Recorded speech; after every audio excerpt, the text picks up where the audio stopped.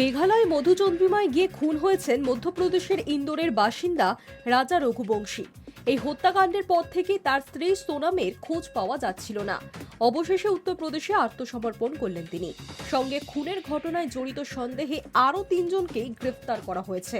মেঘালয় পুলিশের ডিজি এই তথ্য নিশ্চিত করেছেন। মেঘালয়ের মুখ্যমন্ত্রীও সমাজ মাধ্যমে পোস্ট করেছেন, সাধুবাদ জানিয়েছেন পুলিশকে।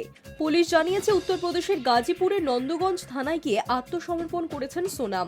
আরও একজনকে উত্তরপ্রদেশ থেকে গ্রেফতার করেছে মেঘালয় পুলিশ। এছাড়া ইন্দোর থেকে বিশেষ তদন্তকারী দলের হাতে ধরা পড়েছেন আরও 2 জন। এখনো পর্যন্ত এই ঘটনায় গ্রেফতারের সংখ্যা 4। পুলিশ সূত্রে জানা গিয়েছে স্বামীকে খুন করানোর জন্য ভাড়াটে খুনি নিয়োগ করেছিলেন সোনাম। তাকে জিজ্ঞাসাবাদ করা হচ্ছে। মেঘালয়ের মুখ্যমন্ত্রী সমাজ মাধ্যমে লিখেছেন, 7 দিনের মধ্যেই মেঘালয় পুলিশ রাজা খুনের কিনারা করল। মধ্যপ্রদেশের 3 আততায়ীকে গ্রেফতার করা হয়েছে। মহিলা আত্মসমর্পণ করেছেন। এখনও একজন আততায়ীর খোঁজে তল্লাশি চলছে। ইন্দোরের বাসিন্দা রাজা এবং সোনামের বিয়ে হয় গত 19 মে। তারপরে তিনি মেঘালয়ে ঘুরতে গিয়েছিলেন নবদম্পতি। 23 মে শহরার একটি হোমস্টেতে শেষবার তাদের দুজনকে দেখা গিয়েছিল। 11 দিন পর খাদ থেকে উদ্ধার হয় রাজার দেহ।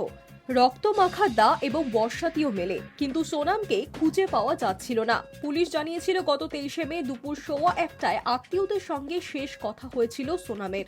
মনে করা হচ্ছিল দুষ্কৃতীদের কবলে পড়েছেন তিনিও। এমনকি তাকে অপহরণ করে বাংলাদেশে নিয়ে যাওয়া হয়েছে বলেও কেউ কেউ সন্দেহ প্রকাশ করছিলেন। কারণ যেখান থেকে সোনাম এবং রাজা নিখোঁজ হয়েছিলেন সেখান থেকে বাংলাদেশের সীমান্ত খুব দূরে নয়।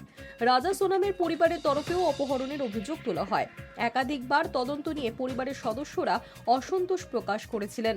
রাজা সোনামের ঘটনায় মেঘালয় পুলিশের তরফে বাংলাদেশের সঙ্গেও যোগাযোগ করা হয়েছিল, কিন্তু সেদিক থেকে কোনো খোঁজ মেলেনি। অবশেষে 16 দিন পর সোনামের খোঁজ মিলল। স্বামীকে খুনের অভিযোগে গ্রেফতার করা হয়েছে তাকে। মেঘালয় নবদম্পতির উধাও হয়ে যাওয়ার ঘটনার তদন্ত যে পথে এগোচ্ছিল তার মোড় ঘুরিয়ে দিল সোনামের আত্মসমর্পণ। Hi news network.